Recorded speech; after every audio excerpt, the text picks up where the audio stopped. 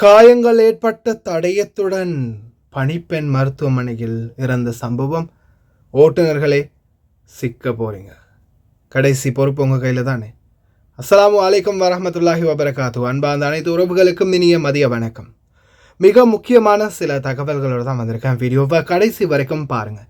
தெரியாத நண்பர்களுக்கும் மறக்காமல் ஷேர் பண்ணுங்கள். வீடியோ பிடிச்சிருந்தால் ஒரு லைக் பண்ணுங்கள், சப்ஸ்கிரைப் பண்ணுங்கள், தொடர்ந்தும் சப்போர்ட் பண்ணுங்கள். தன்னால் முடிந்த வரைக்கும் நன்மைகளை செய்து நன்மைகளை தேடும் சில குவைத்திகள். அதே போல பாலைவனத்தில் இனிமேல் ஓட்டுநர்களுக்கு திண்டாட்டம். பணிப்பெண்ணை அடித்து துன்புறுத்திய காயங்களுடன் மருத்துவமனையில் அனுமதி, பிறகு மரணம். இதோ தடை செய்யப்பட்ட பிறகும் எப்படி இதற்கு அனுமதி? பார்க்கலாம் அனைத்து தகவல்களையும். ஓட்டுநர்கள் ஏன் மாட்ட போகிறீங்க அப்படின்னா, இப்போ உங்களுக்கே தெரியும், மார்ச் 15ஆம் தேதியிலிருந்து கூடாரம் ஃபுல்லாகவே அகற்றப்படணும் அப்படின்னு சட்டம் போட்டுட்டாங்க. கூடாரங்கள் உடனடியாக அகற்றப்படுது. இப்படி அகற்றப்பட்டுக்கும் போது கடைசியாக லோட் பண்ணி பொருட்களை ஏற்றி வரது யார்? ஓட்டுநர்கள். இப்போ சாதாரணமாக நிறைய பேருக்கு கஃபீல் சொல்லுவாங்க, ஓகே இதெல்லாமே கிளியர் பண்ணிடுங்க, இந்த இடத்துல ஒன்றுமே வைக்கக்கூடாது, எல்லாத்தையுமே வடித்து தொடச்சி மொத்தமாகவே அள்ளிட்டு வாங்க, குப்பைகளை குப்பை தொட்டியில் போட்டுருங்க அப்படின்னு. ஒரு சிலர் என்ன செய்வீங்க, வேண்டா வெறுப்பா அப்படியோ தேவையான பொருட்களை எடுத்துகிட்டு மிச்சத்தையெல்லாம் அதே இடத்துல அப்படியே விட்டுட்டு போயிடுவீங்க. ஆனால் தயவு செய்து அந்த தவறை மட்டும் பண்ணிடாதீங்க. ஒவ்வொரு இடமும் மேப் மூலம் மார்க் செய்யப்பட்டு அந்தந்த இடத்துக்குரிய ஓனருடைய பெயரோட எல்லாமே மென்ஷன் பண்ணி பட்டிருக்கும். கூடாரத்தை அகற்றலைன்னா, சரியான முறையில் எல்லா இடத்தையும் இவங்க துப்புரவு பண்ணிட்டு போகலைன்னா 500 தினார் அபராதம் முனிசிபாலிட்டி ஆல்ரெடியே தெரிவிச்சிட்டாங்க. உங்கள்கிட்ட தானே பொறுப்பு தந்துட்டு போனது, ஏன் அதை கிளியர் பண்ணலை அப்படின்னு கஃபீல் கேட்டால் கடைசியில் பதில் இல்லாமல் முழிக்கணும். சிலருடைய பணம் 500 தினார் உங்கள் சம்பளத்தில் பிடிக்கிறதுக்கும் வாய்ப்பு இருக்குது. அதனால் மறக்காமல் கூடாரத்தை கம்ப்ளீட்டாக சுத்தம் பண்ணிட்டு போயிருங்க. صبحكم الله بالخير يا شباب ويعطيكم العافية. الفيديو وصلني من أحد الإخوان، والله صراحة شيء ضيق الخلق. يعني معقولة في ناس كذي تفل مخيم وتهد هالأغراض والوسخ والزل لا، ومسوي لي صبات الأخ بعد. طالع مسوي لي صبات، هاي مخالفة الصبة 5000 دينار من البيئة. تهاد الدنيا كلها وشال الأغراض اللي يبيها ونحاش مشي. هذا حتى تصريح ما أعتقد مسوي. 2025ஆம் ஆண்டு ஜனவரி மாதம் 1ஆம் தேதியோட கம்ப்ளீட்டாகவே இந்த ரோட்டில் ஸ்ட்ரீட் வெண்டர்ஸ் இந்த மாதிரி தெருவோர வியாபாரிகளை தடை செஞ்சுருக்கிறாங்க. அதை மீறி ஒரு சிலர் இன்னமும் மசரிகள் இந்த மாதிரி விற்பனையில் ஈடுபடுறாங்க. நிச்சயமாக மாட்ட போகிறாங்க.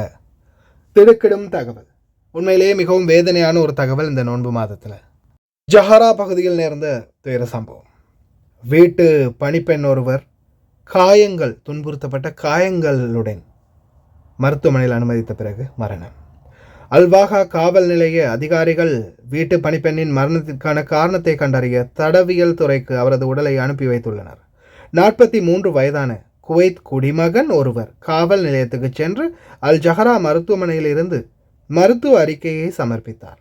50 வயதுடைய வீட்டு பணிப்பெண் உள்காயங்கள் காரணமாக ஆம்புலன்ஸ் மூலம் மருத்துவமனைக்கு கொண்டு வரப்பட்டதாகவும் ஆனால் வந்தவுடன் இறந்து விட்டதாகவும் அறிவிக்கப்பட்டுள்ளது.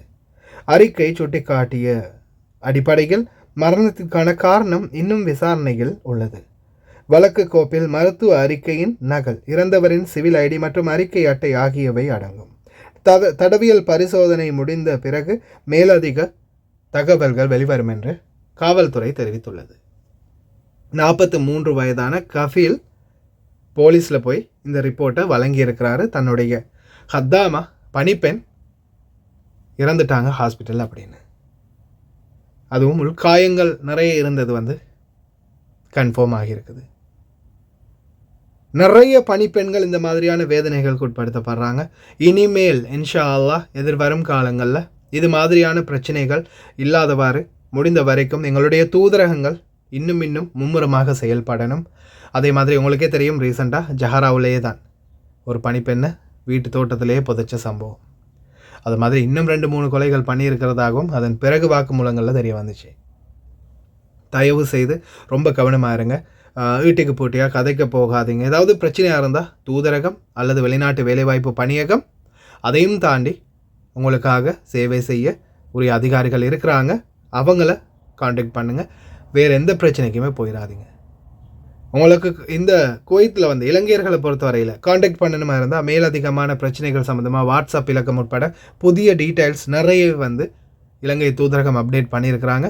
அதற்குரிய வீடியோ நான் ஃபஸ்ட்டு கமெண்ட்டில் லிங்கில் போட்டிருக்கிறேன்.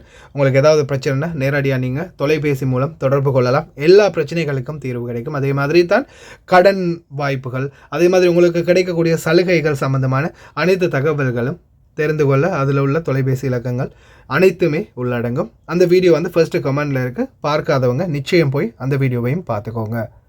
சில குவைத் குடிமக்கள் தொடர்ந்துமே தங்களால் முடிந்த அளவு உதவிகளை நோன்பாளிகளுக்கு பண்ணிகிட்டு இருக்கிறாங்க. அதுவும் குறிப்பாக வெளிநாட்டவர்களுக்கு சில இடங்களில் பார்த்திங்கன்னா முடிந்த வரைக்கும் நோன்பு திறந்து உணவு வழங்கும் ஏற்பாடுகளையும் பண்ணி அங்கேயே உட்கார வச்சு சாப்பிட்றதுக்குரிய ஏற்பாடுகளை பண்ணுறாங்க.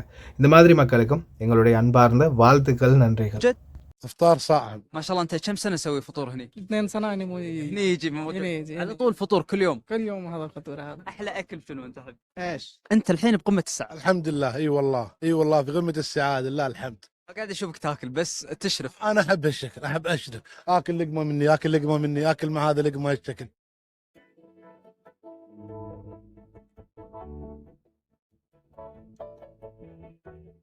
ما شاء الله تبارك الرحمن، السنه الخامسه على التوالي وانت فاتح افطار صائم طال عمرك. كم سنه انت فطور هنا عند ابو صباح؟ 3 سنة.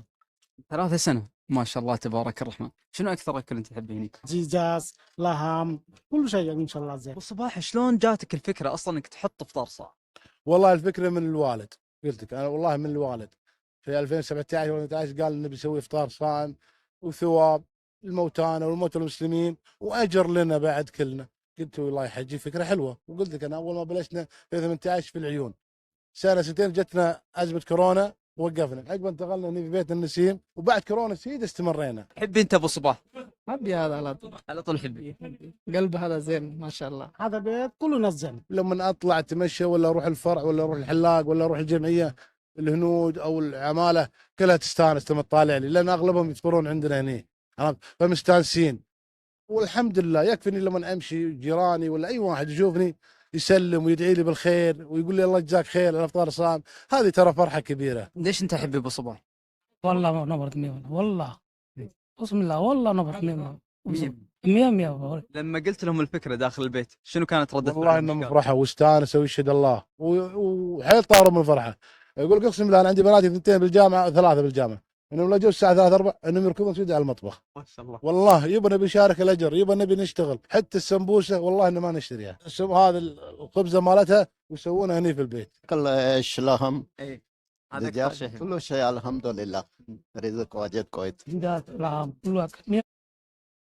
كل يوم كل شيء موجود. كله موجود. ما شاء الله تبارك الرحمن. اي يعني شوف تحرص ان عيالك هم اللي يحطون الاكل. اي والله الحمد لله، والله عيالي بنفسهم صغيرهم وكبيرهم هم اللي يجتهدون، لان انا قلت لك انا ما اجيب عمال ولا اجيب مطاعم، لا ابد، عيالي هم اللي يشتغلون هم اللي يحطون، هذول قلت لك هذول السواقي حسبة عيالي بعد بالبيت يعني. ايش تقول للناس اللي مفكرين يحطون افطار صائم تشجع؟ بالعكس اتمنى واشجعهم، بالعكس اجر لهم وفرحه وناسه حتى. இந்த மாதிரி ஒரு சில நல்ல மனிதர்களும் இருக்கத்தான் செய்கிறாங்க. நாம் இப்போ அரபு நாடு அப்படின்னு சொல்லும்போது இப்போ ஒருத்தர் அடிச்சிட்டாங்க கொண்டுட்டாங்கன்னா நிறைய பேர் வந்து ஒட்டுமொத்தமாகவே நம்ம வந்து சுட்டி காட்டுவோம், அரபு நாடு அப்படித்தான், அரபிங்க அப்படித்தான் அப்படின்ற மாதிரி நல்லவர்களும் இருக்கத்தான் செய்கிறாங்க. அதே மாதிரி சில நசராணிகளும் இருக்கத்தான் செய்கிறாங்க. அதனால் முடிந்த வரைக்கும் நம்ம தான் நம்மளுடைய பாதுகாப்பை கையாளணும். முடிந்த வரைக்கும் அவங்களுக்கு ஏதாவது பிரச்சனைனா லீகலாக ஆக்ஷன் எடுக்க பாருங்கள். அதே மாதிரி தூதரகத்தில் நாங்கள் ஆல்ரெடியே பேசியிருக்கிறோம் இது சம்மந்தமாக.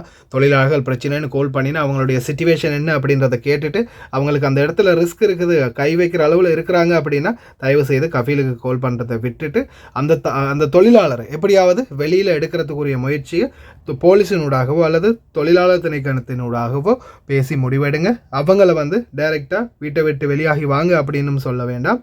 அதே போல் அவங்கள வந்து ஏதாவது பிரச்சனை அவங்க கம்ப்ளைண்ட் பண்ணினா அவங்கள இன்னும் பிரச்சனையில் ஆழ்த்துற மாதிரி அவங்களுடைய கஃபீலோட டைரெக்டாக பேசவும் வேண்டாம் அப்படின்னு கோரிக்கையை வச்சிருக்கிறோம். இன்ஷா அல்லாஹ் விரைவில் அது சம்பந்தமான அனைத்து நடவடிக்கைகள் முன்னெடுக்கப்படும். ஃபர்ஸ்ட் கமெண்டில் இருக்கிற வீடியோவை நேற்று நீங்கள் பார்க்கலன்னா மறக்காமல் போய் பாருங்கள். எல்லா நம்பர்களும் அதில் வந்து அடங்கி இருக்குது. வீடியோ கடைசி வரைக்கும் பார்த்து எல்லாருக்குமே ரொம்ப நன்றி. மறக்காமல் நண்பர்களுக்கும் ஷேர் பண்ணுங்கள், சப்ஸ்கிரைப் பண்ணுங்கள், லைக் பண்ணுங்கள்.